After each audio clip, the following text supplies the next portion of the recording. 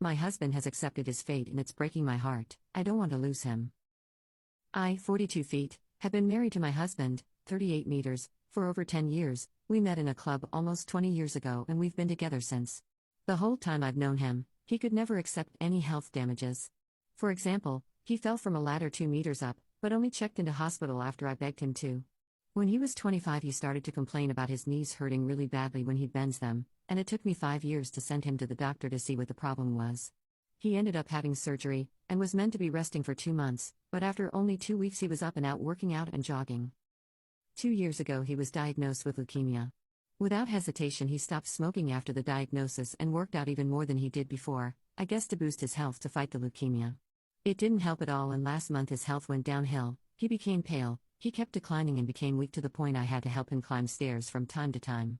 2 days ago while dining, our daughter, 15 feet, asked him if he could take her hiking to the Alps next year. He just said something in the lines of "I'm not sure if I'll still be around by that time."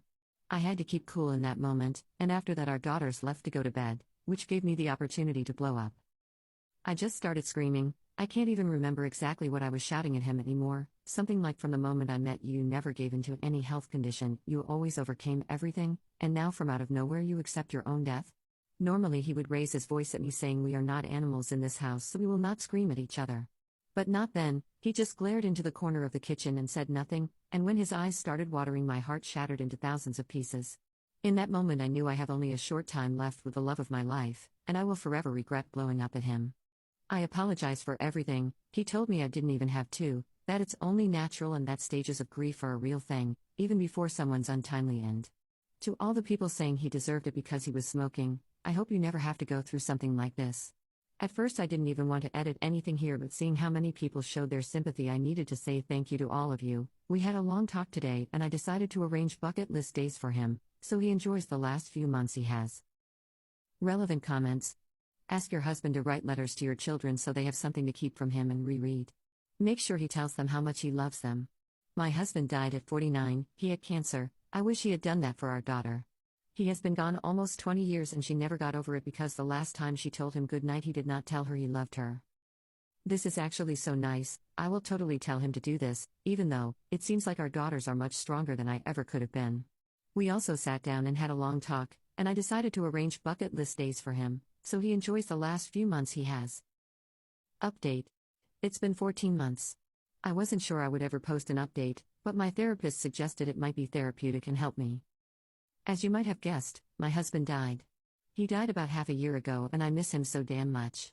My late husband and our 2 daughters attended about 2 months of grief counseling, and without it we would most likely be more destroyed than we already are. I also want to thank the person who suggested for my husband to film videos for our daughter's life goals. We together made some videos for their graduation, marriage, first child and other major life goals. It actually took us much longer than it could have because it was just too hard for us. The realization of the fact that our life together was over was just so hard. Now to the happy part. Before the love of my life got really bad, we tried to do as many things from his bucket list as possible. I've never thought I could enjoy so many things I wouldn't care for otherwise, like MMA. MMA was his passion for such a long time, but he never actually saw any fight in person.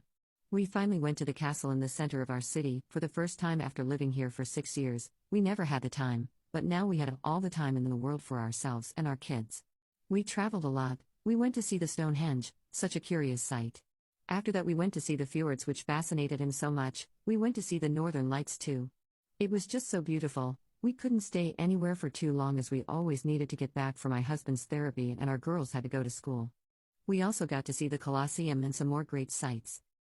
I hated myself for quite some time after the events in my original post. When he was still alive he mentioned it only once, told me not to worry about it, that it was just the silent thought said out loud, that he doesn't want me to ever worry about it again or he'll haunt me. Some of you might think that it was not nice, but we used to have a specific humor and we have one rule in our house: as long as it's funny, it's allowed. Also, if the person who is the butt of the joke finds it funny, it's okay. He drastically declined about a month before passing. I mean, when we were traveling he was in a wheelchair, but that was only for the long walks, but the last month he couldn't move without it. I hated to see him in that state. It hurt me and our daughters. It was just so painful, and I also saw the pain in his eyes. He was so angry that he couldn't go by on his own terms, because that's not legal here. He always was pro. I didn't used to be, but when I saw in how much pain he was I would do anything just for him to feel better. He deserved to choose his own way out. What he didn't deserve was spend his last days in pain or under drugs. His last moments, our whole family was with him, with my parents and in-laws too. In one of his last moments he told us all how much he loves us. I tried to be so strong for our girls, and I was. I stayed together until after his funeral. After seeing him I broke down knowing that it's all over, but at least he didn't feel any more pain. I will never forget you, Patrick. I will forever love you. You were my light in this dark world. You were the fire that kept me from freezing. Now I will try to be as good of a support you were to me, to our daughters who love you so much. Miss you.